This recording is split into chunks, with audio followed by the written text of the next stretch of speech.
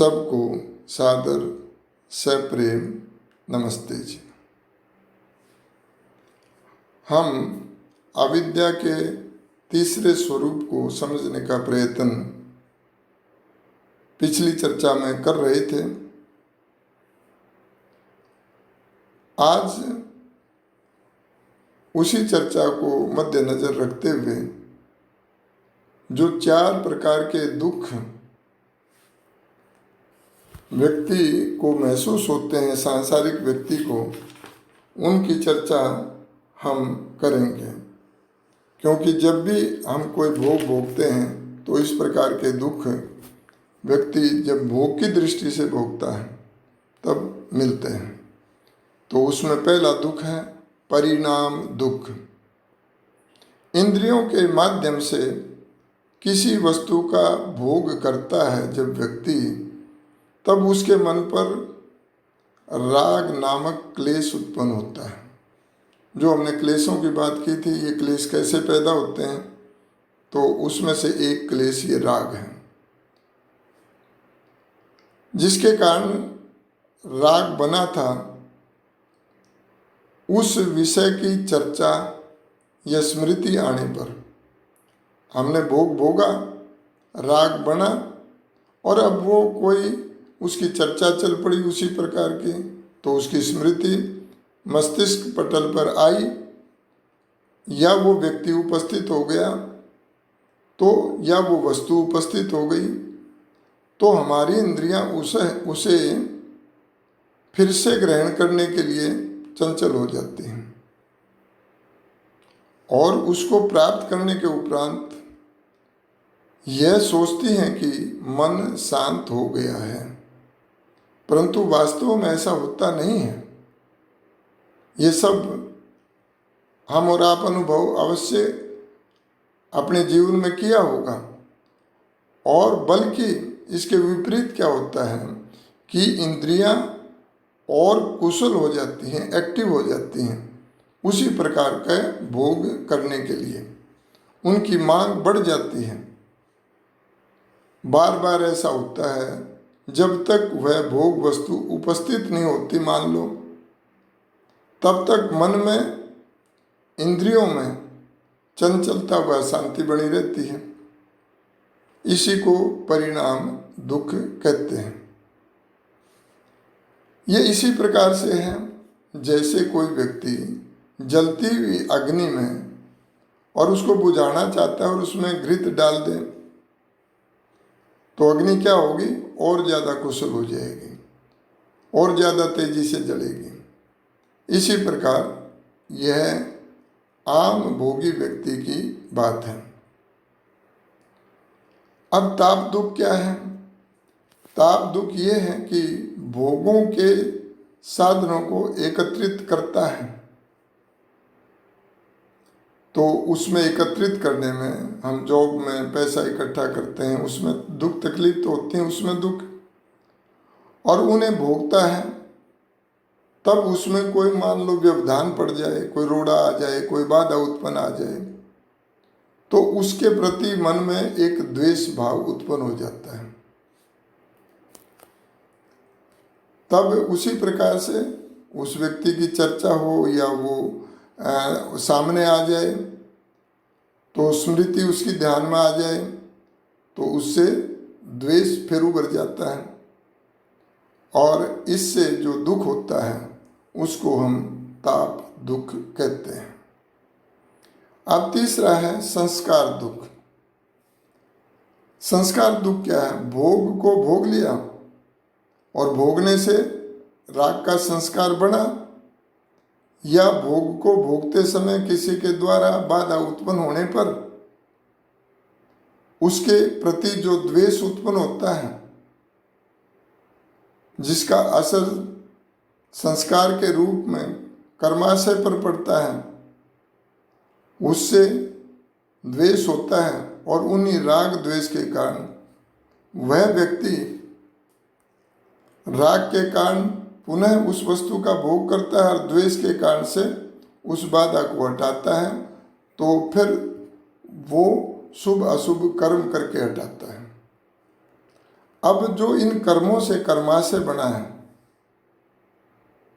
वह हमें 3 प्रकार का फल देता है, जिसका जिक्र हमने पहले भी किया। और वो क्या है? जाति, आयु और भोग। उसमें भी राग द्वेष आदि फिर से उत्पन्न होते हैं, व्यक्ति संसार में आता है, ये भव चक्र है। संसार का ये चक्र चलता रहता है और फिर नया नया और कर्माशय तैयार होना शुरू हो जाता है। तो इस प्रकार से वो व्यक्ति इस सांसारिक चक्कर में फंस जाता है। उसके बाद में चौथा जो दुख है वो है गुण वृत्ति विरोध दुख। तो थोड़ा सा इसको समझने का प्रयत्न करेंगे। गुण वृत्ति विरोध दुख क्या है? यह संपूर्ण जो ब्रह्मांड है, परमपिता परमात्मा ने इसको प्रकृति से बनाया है। यानी प्रकृति क्या है?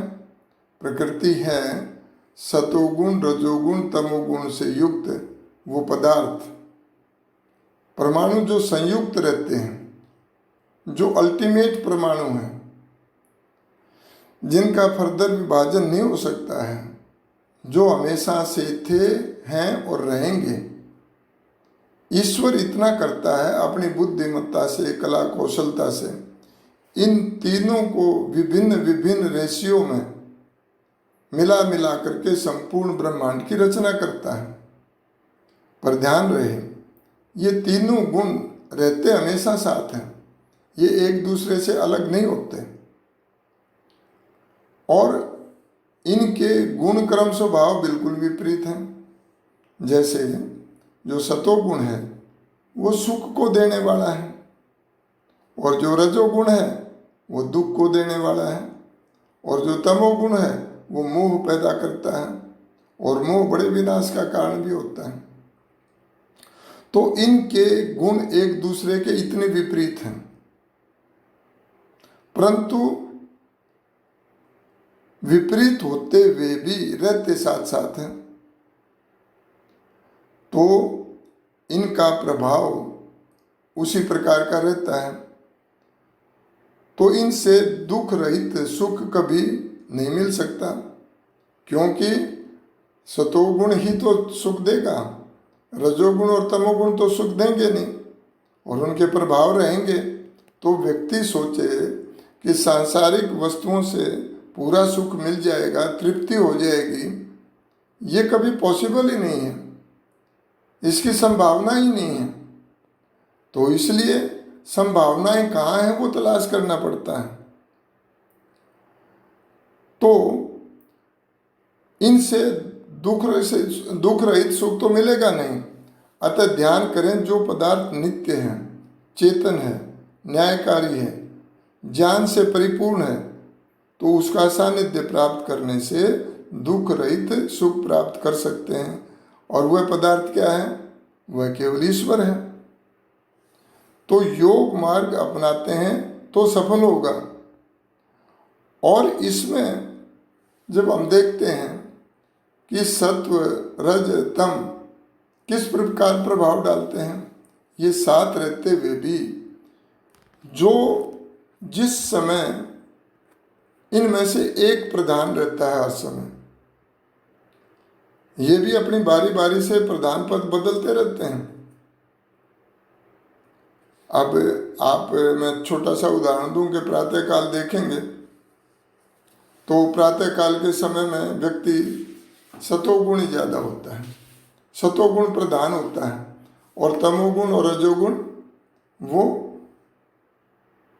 एक तरह से उसके पीछे चलते हैं, उसका सहयोग करते हैं सतोगुण का। ये सहयोगी भी हैं, आपस में सहयोग करते हैं, तो ये प्रभावी नहीं होते उतने। तो व्यक्ति शांति की अनुभूति करता है, व्यक्ति तनाव रहित रहता है। सुबह उसको अच्छा लगता है प्रातःकाल, जो उठते हैं उनको पता है। अब दोपहर तक अपने कार्य क्षेत्र में, व्यवसाय में, या स्टूडेंट अपने अपने तरीके से स्कूल में, तो अलग अलग व्यक्तियों से मिलना होता है। तो उस समय किसी के कारण से राग द्वेष भी उत्पन्न हो सकता है, और उसके उत्पन्न होने से व्यक्ति रजोगुण प्रधान बन बैठते हैं। अब रजोगुण जी प्रधान हो गए और सतोगुण और तमोगुण उसकी सहायता करेंगे, रजोगुण का पूरी हेल्प करेंगे। अब व्यक्ति बेचैन है, कभी दुख में है, कभी उसको गुस्सा है, कभी ईर्ष्या है, कभी द्वेष है। अब वो घर आए, मान लो कोई पिता का पुत्र जिससे वो बहुत मोह करते हैं, वो बेटा आ गया और वो बेटा आकर के कहता है अरे पिताजी मुझे धन की आवश्यकता है। अब पिता ये जानता है ये धन का दुरुपयोग करता है, लेकिन मोह है पिता का। धृतराष्ट्र का भी मोह था, क्या करें, वो दे देता है और जुए में फिर लुट करके फिर मांगने के लिए आ जाता है। ये मोह है, और जब मोह प्रधान हो जाता है तो कुछ कर ही नहीं सकता, क्योंकि सतोगुण और रजोगुण वो प्रधान जी का साथ देते हैं जी उस समय। तो इस प्रकार से व्यक्ति दुखों में लिप्त रहता है, इसको कहते हैं गुण वृत्ति विरुद्ध दुख। और इससे कैसे छूटा जाए इसकी चर्चा आगे करेंगे। धन्यवाद, ध्यान से सुना आपने। ओम शांति शांति शांति।